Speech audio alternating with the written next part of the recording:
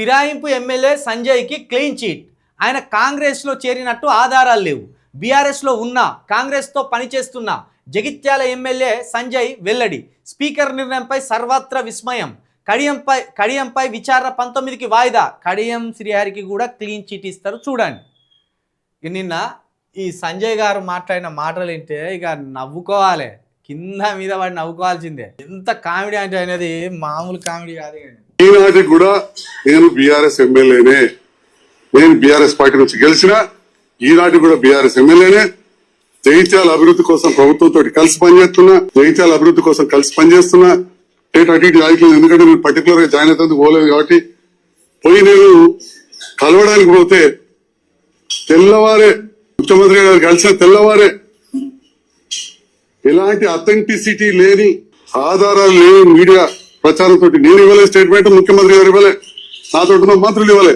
కలిసి పనిచేస్తామని చెప్పి పోయి నేను చాలా కప్పితే వారు నాకు కండువ కప్పితే నేను కాంగ్రెస్ లో చేరినట్టు చెప్పి బీఆర్ఎస్ నాయకులు వచ్చి నా హాస్పిటల్ మీద రచ్చ చేసి నా దిష్టి బొమ్మ తలబెట్టారు. నాకు ఒక అవకాశం కూడా ఇవ్వలేదు వివరణ ఇవ్వడానికి, నాకు ఒక నోటీస్ ఇవ్వలేదు. మన కవిత మధ్య అడుగుతుంది కదా, నేను ముఖ్యమంత్రి గారిని కలవగానే వారికి చాలా కప్పితే నాకు కండువ కప్పగానే తెల్లవారంగానే నా ఇంటి మీద దాడి, తహసీల్ చౌరస్తాల దాడి మీరందరూ కూడా చూసిండ్రు. అదే రోజు నా మీద అఫిడవిట్ వేసి డిస్క్వాలిఫై చేయమని చెప్పి స్పీకర్ దగ్గర పిటిషన్ వేసిండ్రు. అయినా కానీ ఆ రోజు నుంచి మార్చి వరకు, అది వాళ్ళిచ్చి వాళ్ళు ఆపేంత వరకు బీఆర్ఎస్ లెజిస్లేటర్ పార్టీకి నెలకు 5,000 రూపాయలు మా జీతం నుంచి కట్ అయితే నేను ఎన్నడూ అబ్జెక్షన్ చేయలే. నేను బీఆర్ఎస్ లెజిస్లేటర్ పార్టీ సభ్యుల్ని, నేను అబ్జెక్షన్ చేయలే. నేను అంటున్నారు అఫిడవిట్ ఇచ్చేడు, అప్పుడు వాస్తవమే, అఫిడవిటే కాదు, నెలకు 5,000 కట్టినా పోయి. కేటీఆర్కి బరాబర్ సరిపోయినా మీరు. కేటీఆర్ నాయకత్వంలో పనిచేసినందుకు కేటీఆర్ బుద్ధులు బరాబర్ అయిపోయాయి మీకు.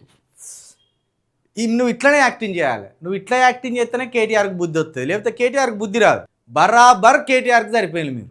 ఏమంటాడు, పలానంతో తాళి కట్టించుకున్నా నేను బరాబరే, కానీ పలానంతో ఇంట్లో ఉంటానా, ఏదో నచ్చిండు ఉంటానా, 4 పైసలు ఇస్తానన్నాడు వచ్చిండు ఉంటానా అన్నట్టు ఉన్నది ముచ్చట. భర్త అయినే కానీ వీనితోటి ఉంటానా, ఎందుకంటే వీని దగ్గర పైసలు ఉన్నాయి, వీనితోటి ఉంటానా. తాళి ఎక్కడ పడేయలేదు, డివోర్సు తీసుకోలేదు, వాడు నా భర్త కాదని చెప్తలేను, వాడు నా భర్తే, కొన్ని రోజులు వీనితోటి ఉండిపోతా, ఈ పైసలు ఉన్నాయి వీని దగ్గర అని వింత వాదన చేసినట్టున్నది. ఇది కేటీఆర్కు సరిపోయే నాయకులు వీళ్ళంతా. ఏమంటాడు, నేను బీఆర్ఎస్ నాయకుడిని, బీఆర్ఎస్ పార్టీలోనే ఉన్న బీఆర్ఎస్ ఎమ్మెల్యేనే, కానీ అభివృద్ధి కోసం వీళ్ళతోటి కలిసి సాగుతానా అంటాను. ఇక్కడ ఒక తెలివికలతనాన్ని అప్లై చేస్తాను. పార్టీ బీఆర్ఎస్ పార్టీ నుండి కాంగ్రెస్ పార్టీలోకి దునికి వాళ్ళు ఒక తెలివికల్ల పని చేస్తాను. ఎక్కడ కూడా కండువాలను మెడలు వేసుకుంటలేరు. ఫస్ట్ రోజు కండువాలు మెడలు వేసుకున్నారు తప్పించి, ఆ తర్వాత నుండి ఎక్కడ కూడా కాంగ్రెస్కు సంబంధించిన కండువాలను ఏ మీటింగ్ జరిగినా కండువాలను వేసుకొని కూర్చుంటలేరు. అక్కడ జిమ్మిక్కులు ప్లే చేస్తాను. ఇది టెక్నికల్గా వర్కౌట్ అవుతుంది. ఇది కార్యక్రమానికి పోయినా, ఎమ్మెల్యే కార్యక్రమానికి పోయినా కాంగ్రెస్ వాళ్ళు వచ్చిండ్రు, ఆడ మీటింగ్లో కూర్చున్నా, నేను ఏదైనా కండు వేసుకున్నానా అని బొంకడానికి ఇవి. కాబట్టి కేటీఆర్ గారు, నువ్వు మంచి శిక్షణ ఇచ్చినావు, బరాబర్ శిక్షణ ఇచ్చినావు. నీ శిక్షణకు తగ్గట్టే వీళ్ళు ఉన్నారు. వీళ్ళు ఇట్లా మాట్లాడితే నువ్వు సెట్ అవుతావు.